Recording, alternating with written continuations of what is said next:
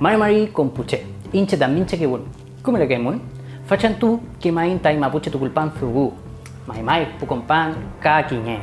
Hoy aprenderemos nuevamente sobre nuestra historia mapuche. En esta ocasión vamos a viajar hacia inicios del siglo XIX, durante los procesos independentistas de las colonias hispanas.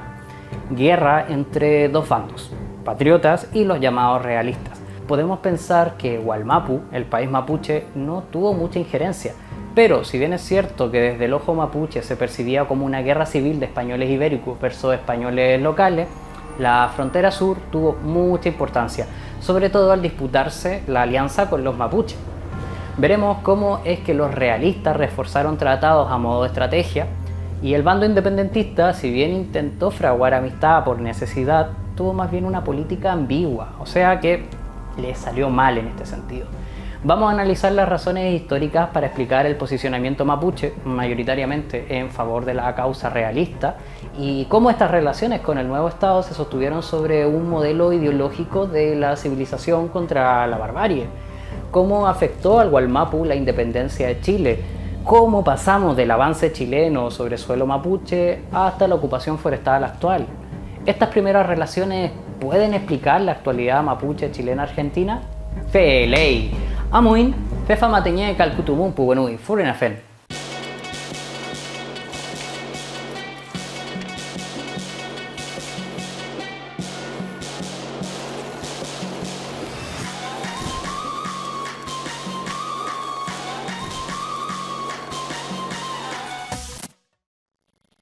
Antes de comenzar, si te gusta el contenido que hago y quieres ayudarme a seguir, puedes invitarme a un cafecito en Coffee, unirte a mi club de mecenas en Patreon o echarme una mano en Liberapay. Así evitamos que me quede sin cafeína y a que siga subiendo videos frescos. Todo apoyo es muy bienvenido y nada, gracias por mantenerte aquí y ahora vamos.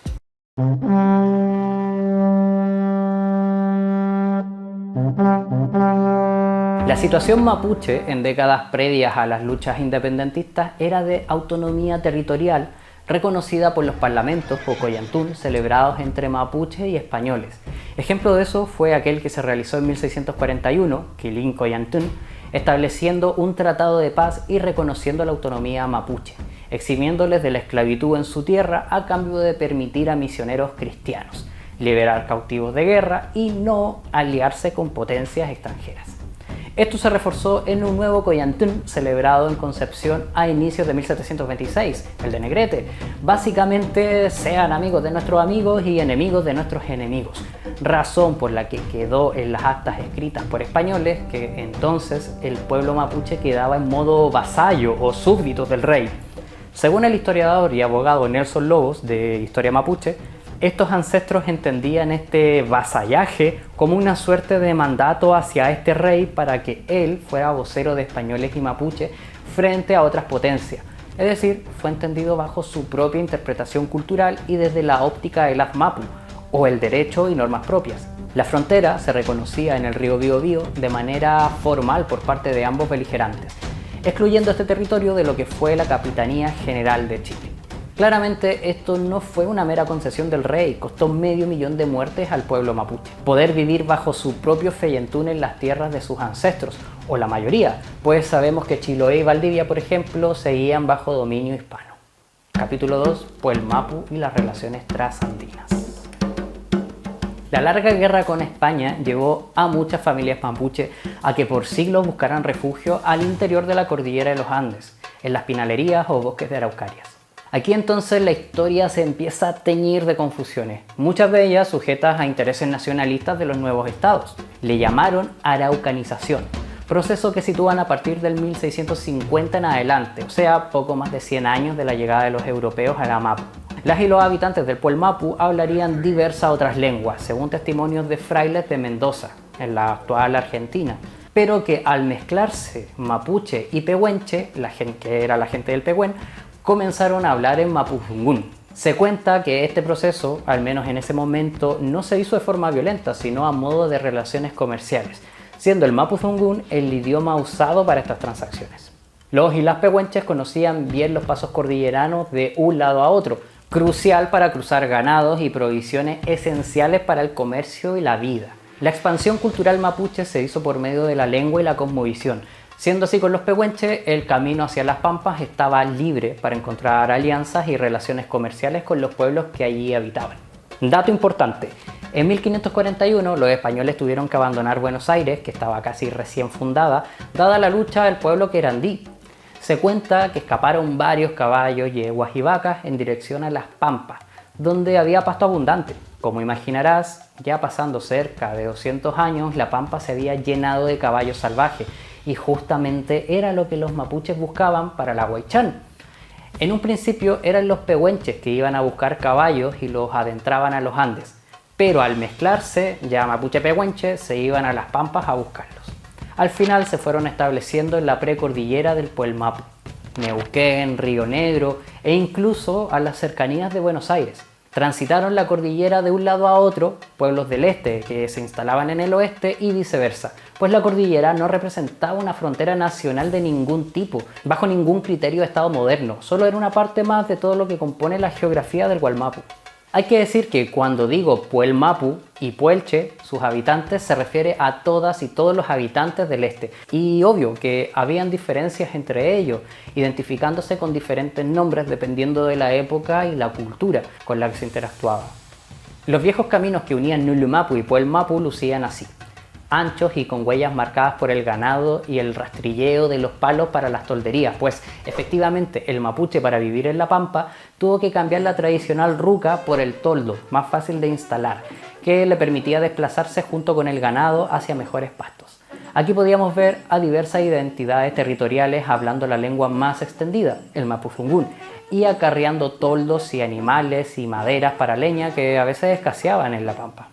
Con la creación de los estados nacionales, esta parte de nuestra historia fue instrumentalizada con el fin de afianzar la identidad nacional, tanto argentina como chilena, incluso colgándose de sucesos tan tristes como la persecución y muerte de miles de Aonikenk, también conocidos como tehuelche. Y al escribir la historia argentina, atribuyeron a las y los mapuches el genocidio cometido por sus propias campañas militares, con un claro objetivo: negarles el derecho a las tierras que habían habitado mucho antes de la formación de sus estados.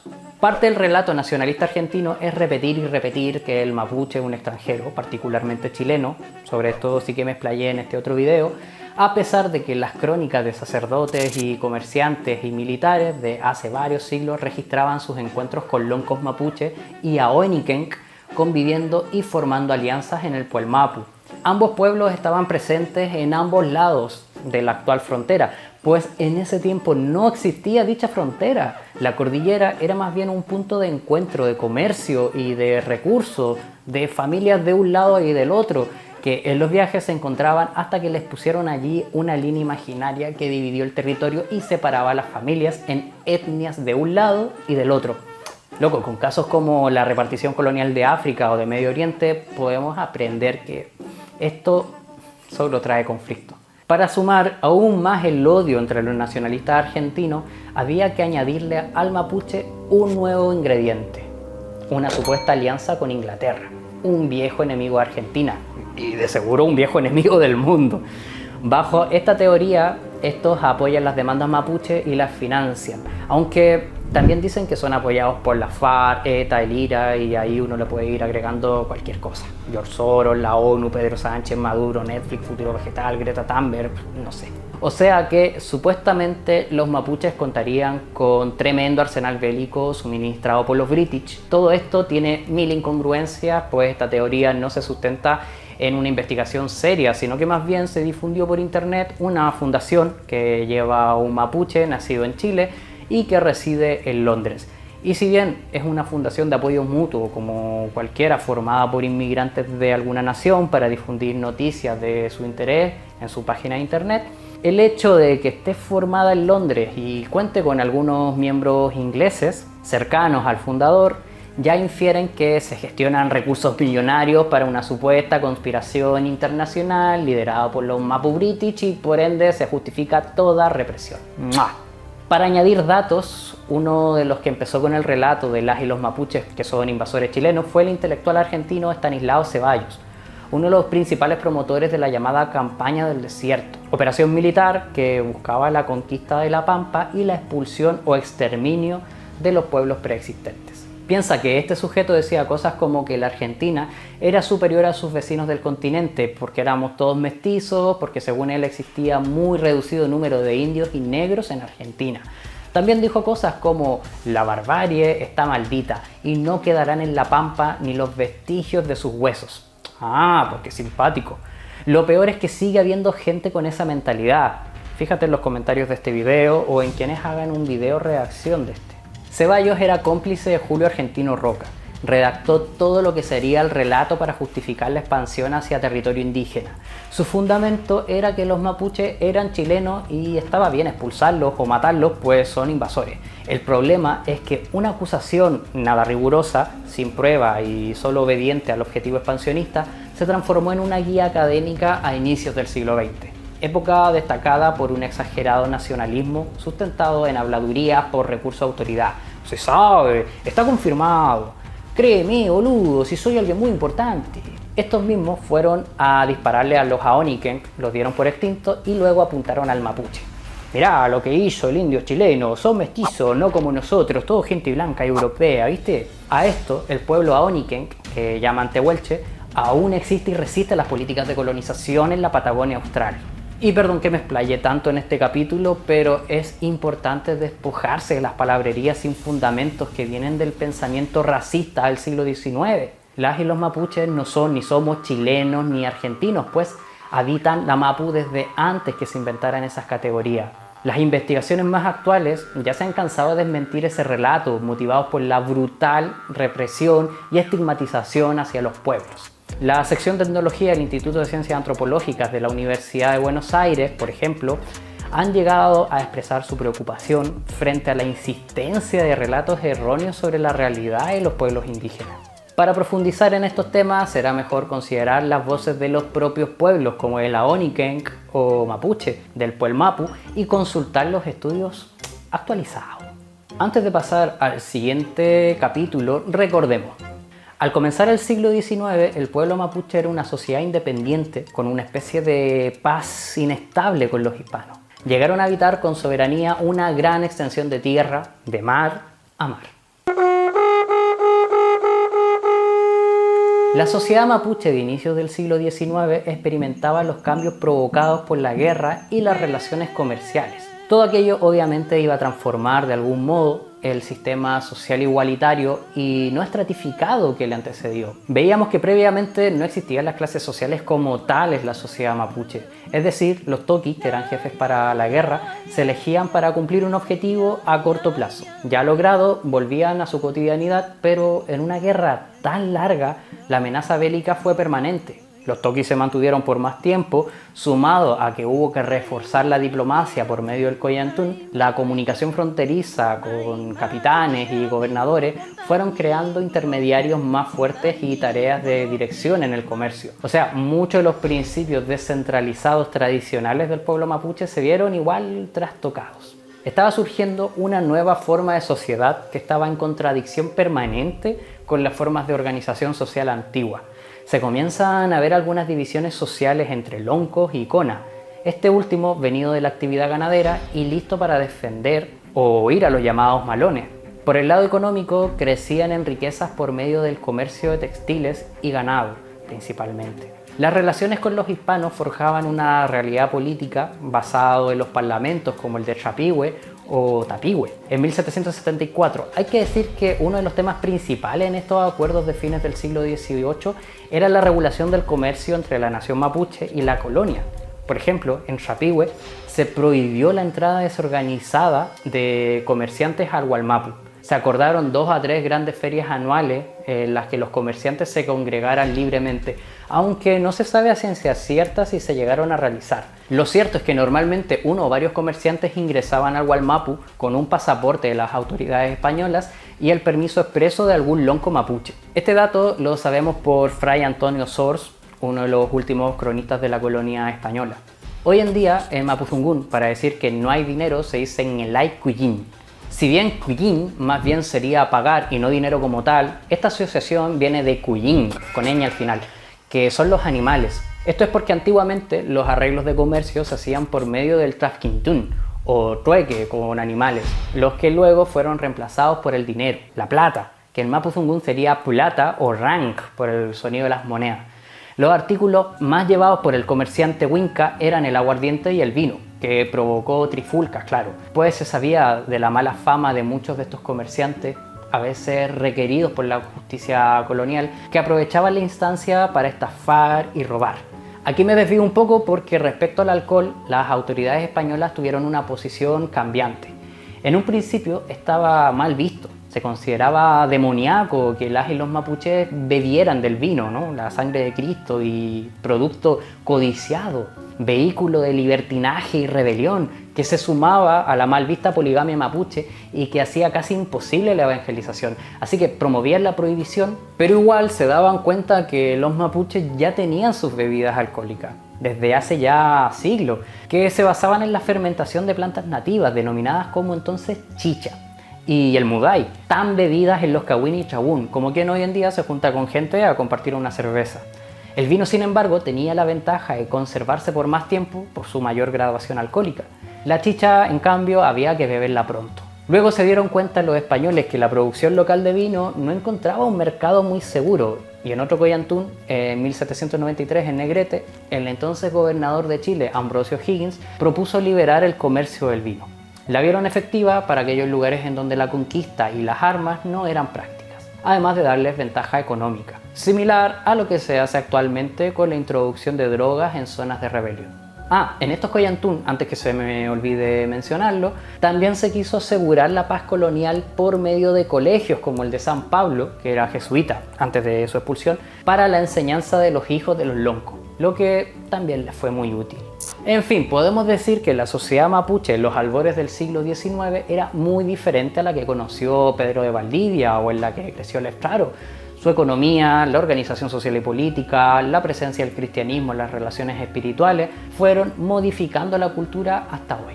Este nuevo siglo abrió la etapa de los grandes puloncos y las grandes alianzas, 3 generaciones que abarcaron el siglo. Aquellos que les tocó vivir los procesos independentistas y republicanos, sus hijos e hijas que les tocó las guerras de ocupación de mediados de siglo, y sus nietos y nietas que vivieron la ocupación total del Gualmapu a fines del siglo XIX. Entre los primeros encontramos en Purén al famoso Lorenzo Colipi, quien unificó a los Nakche o Lelfunche, conocidos como abajinos o gentes del valle. Desde Rupucura o Repucura estaba el lonco Venancio Coñepán. Ambos se posicionaron por el bando independentista chileno, llegada la hora en contraposición al lonco Huenteche o arribano Manilhuenu y Francisco Mariluán, quienes apelaron por una insurrección y vieron un riesgo en la independencia chilena, pero ya vamos a eso. Capítulo 4. Tensiones en las colonias hispánicas. Se venían tiempos convulsos para la corona española. La abdicación del rey Carlos IV, la sucesión de su hijo Fernando VII, pero luego fue apresado por las tropas francesas de Napoleón Bonaparte en 1808 e instaurado el hermano de Napoleón, José Bonaparte. Estaba todo pasando en la península, pues en Portugal la familia real huyó a Brasil.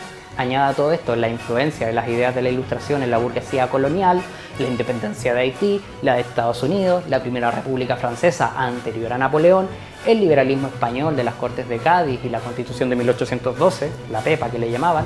O sea que culturalmente, intelectualmente y políticamente los cambios eran inevitables. Desde la administración colonial se percibía un vacío de poder y los criollos comenzaron a organizarse en autogobiernos que juraron fidelidad y protección de los intereses de la corona como primera opción, en lo que Fernando VII estaba guardado en Francia. Ahí es donde tenemos los primeros cabildos en Chile. El más importante fue el del 18 de septiembre de 1810, pues dio paso a la primera junta de gobierno.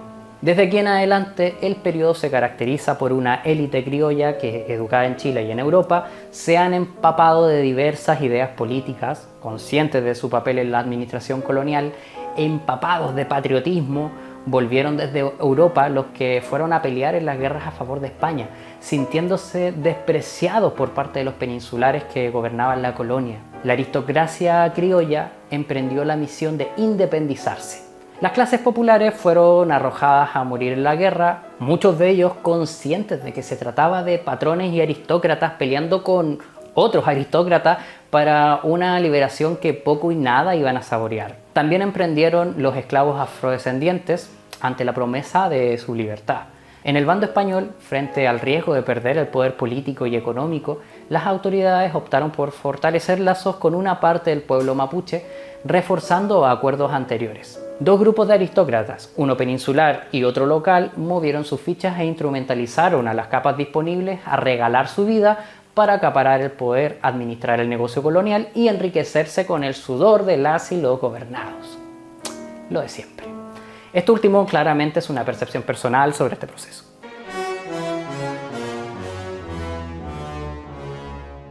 Para la época de la independencia, el territorio chileno iba desde aquí, en el norte, hasta Concepción al sur. A ver, atenta que te estoy mostrando un mapa por si estás cocinando o limpiando el baño. Luego estaban los enclaves de Valdivia y Chiloé, con relación poco fluida con el resto del país. Por su parte, el territorio mapuche gozaba de autonomía en sus fronteras, por lo que las peleas entre huincas eran algo externo y ajeno a las y los mapuches, pero todo va a cambiar.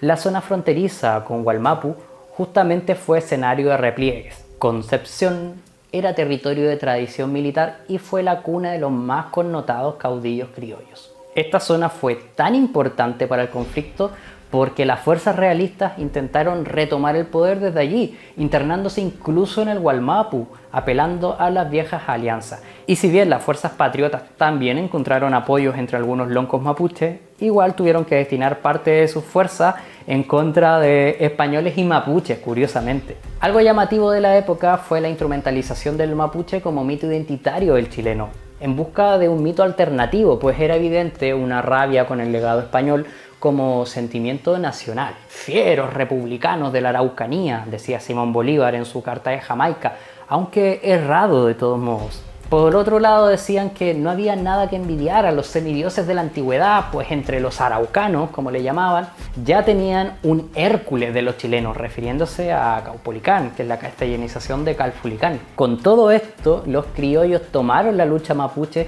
y la incorporaron a su discurso anticolonial liberal, remezclada con otras corrientes de pensamiento surgidas en Europa.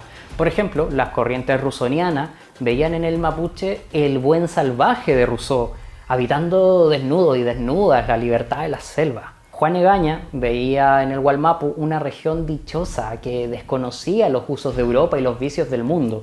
O sea que a todas luces se puede hablar de una idealización de lo indómito del mapuche y de sus proezas en la conquista. Se buscó el carácter indómito, libertario y valiente del mapuche para impregnarle una identidad nacional, así que quisieron revivir a los Calfulicán y los Lefraro como héroes patrios. Igual todo ese romanticismo no se vio reflejado en políticas específicas hacia la descendencia de aquellos héroes a quienes hacían alarde, pues si bien el mapuche que luchó contra los españoles era visto como un antecedente de la independencia chilena, en la práctica se combate a los y los descendientes de Lefraro, Calfulicán y Pelontraro como expresión de un pasado de barbarie e incivilización.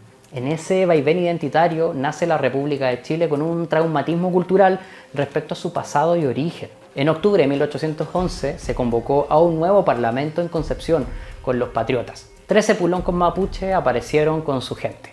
El gobernador les comunica sobre los cambios que habrían, incitándoles a participar en su guerra. Sin embargo, la nación mapuche respetaba los compromisos acordados previamente con la corona. Al menos con esto se había llegado a una estabilidad relativa en la frontera, y tras los solemnes Coyantún, ambas partes convenían en prestarse asistencia militar en caso de algo. En cambio, con los criollos independentistas había desconfianza. Los más sabios preveían que al constituirse un nuevo gobierno central, poseedor de ejército, por mucho que alabaran las hazañas de los viejos Huaychafellén, siempre que fueran contra sus enemigos, tarde o temprano iban a atacar y expandirse al Wallmapu, siendo lo propio de los gobiernos estados centralizados su expansión. Las y los mapuches concluían que, paradójicamente, apoyar a sus viejos enemigos, los españoles, sería la continuación de su lucha por mantener la autonomía de su tan preciado territorio. Esta reflexión quedó muy marcada entre los loncos huenteche, quienes llamaron a posicionarse desde ya. Hubo otras y otros mapuches que, sin mucho interés en las peleas entre huincas, igual aplaudieron y ofrecieron 6.000 guerreros para defender al nuevo gobierno, siempre que al menos pudieran pagar su mantención y víveres. Desde Santiago apostaron por contrastar una idea del mapuche que apoya los intereses independentistas y patriotas con la medallita de civilizado y heroico, los verdaderos indios araucanos dirían, poniendo de ejemplo al Lonconache Colipi versus el mapuche incivilizado que se mantiene salvaje, como los Huenteche Mañilhueno y Mariluán, aliados al bando realista. Y adoptaron a Lorenzo Colipi como el favorito, el principal aliado de los patriotas, lo que les permitió ingresar al Gualmapu y poner en práctica sus políticas en materia indígena, hasta encontrarse con la resistencia de los conas de Mañilhueno, quien, aparte de su faceta más insurreccional, también buscó negociar con otros mapuches y criollos chilenos, permitiendo incluso a los criollos pobres ocupar tierras para sembrar y vivir. Se fue ganando esa fama el Peñi Mañilhueno en todo Gualmapu. Por su lado, Colipi era más bien temido y odiado, en todo caso desde antes de su alianza con la causa patriota. Los propios chilenos decían que daba miedo mirarlo, nadie contradecía sus órdenes. Con fama de autoritario malhumorado, ahí tenía sus 24 esposas, una enorme cantidad de hijas e hijos y gente trabajando para él. Sus animales y su seguridad, ya que era muy odiado. Su gran familia se mantuvo leal al gobierno chileno, buscando ser integrado ventajosamente en la sociedad que estaban creando, aunque solo duró 3 generaciones esa lealtad, porque se rompió en la época de la ofensiva final chilena contra Gualmapu, su anexión forzada a la que llamaron pacificación de la Araucanía, pues ahí uno de los fieles, Colipi, Juan Marileo, fue fusilado por los chilenos, pero para eso aún queda mucho. Respondiendo a una necesidad propagandística para acelerar los propósitos independentistas, es que en 1812 el gobierno del criollo José Miguel Carrera se hizo de una imprenta para un nuevo periódico, La Aurora de Chile, y desde este también trataron el asunto mapuche. Recordemos que en el último parlamento chileno mapuche no muchos se posicionaron en favor del proceso chileno. Aún así, en el prospecto de La Aurora de Chile decía: los fuertes habitantes de los 4 Putalmapu, los indios, nos prometen una cooperación activa para repeler los insultos extranjeros. Tal vez no dista el bien dado momento de su conversión, civilización y cultura. Prospecto, La Aurora de Chile, Santiago 1812, hoja única. Otro número posterior decía: nada es más digno de los deseos de las almas buenas y sensibles que la conversión, civilización y cultura de nuestros indios. Pero hasta ahora no ha habido obra más lenta, más costosa y más difícil. El deseo de la libertad se acompaña siempre con el de la igualdad. Conviene pues que se persuadan que los reconocemos por iguales a nosotros, que nada hay entre nosotros que nos hagan superiores a ellos, que la opinión estará en favor suyo. Serán entre nosotros elevados a todas las dignidades, se estrecharán nuestras familias con las suyas por los vínculos de la sangre, siempre que no haya disonancia en la educación, religión, modales y costumbres. Civilización de los indios, La Aurora de Chile número 12, 13 de abril 1812. Aquí personalmente aprecio algo medio pasivo-agresivo. Nuestros indios son muy buenos siempre que se adapten a nuestra religión, cultura y nuestro progreso, porque son unos retrasados pero fueron valientes y por eso los queremos mucho. Todo me suena como un poco así. Para algunos patriotas, la esclavitud y el despojo de tierras por parte de los españoles hacia las y los mapuches debía ser reparado con la independencia chilena.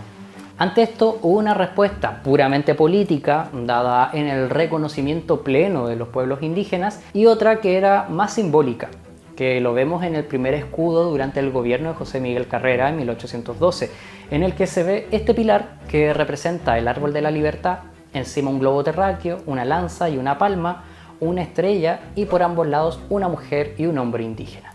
El lema dice: después de las tinieblas, la luz, y abajo, o por consejo o por espada. La historia del pueblo mapuche, su huaychán y posterior interacción con la corona española y luego con el incipiente Estado chileno nos deja ver un proceso complejo de transformación y conflicto interno, una serie de desafíos impuestos por la larga guerra y el comercio. Los Coyantún, entre estos ancestros y los colonos hispanos, requirieron de un complejo tejido social y diplomático, una relación tensa pero relativamente estable. Los ánimos independentistas de la burguesía criolla trajo nuevas tensiones en donde el mapuche se vio envuelto, como un recurso discursivo, patriótico de la nueva élite, tan romantizado como combatido. El curruf que soplaba desde el norte nuevamente traería un futuro incierto para Wallmapu, un nuevo siglo de alianzas, traiciones, luchas internas y una nueva resistencia que debía perdurar a ocupaciones militares, marginación y despojo territorial en un contradictorio discurso en el que el mapuche fue noble y valiente guerrero, heroico por recuperar su libertad, a la vez que se buscaba arrebatar esa libertad a las y los nietos de aquellos huaychafeyem. Feley, Pupeña y Capulamien. No quiero extenderme más, sobre todo porque es materia densa, así que te aviso que habrá una segunda parte de este tema y ahí hablaremos sobre el impacto de los nacientes estados de Chile y Argentina para el pueblo mapuche. La manipulación del relato histórico para borrar a un pueblo que resiste y lucha por recuperar la Mapu que han habitado y protegido nuestros abuelos y abuelas desde siglos antes de que nos pusieran una bandera patria con sus militares e instituciones, creando realidades que aún resuenan en las luchas actuales. Mayun kulen con pubenui, kumer kutaimun ka antupe kolatuain. No vamos a seguir permitiendo que porque son dueños de las leyes, porque ellos hicieron las leyes, nosotros vamos a tener que sentir temor de que nos apliquen esas leyes. Le hemos doblegado la mano a nuestros enemigos muchas veces y la haremos esta vez también. Nuestras montañas, nuestras comunidades, nuestra gente están dispuestas a defender a cada huaychafe que se levante y defienda su territorio.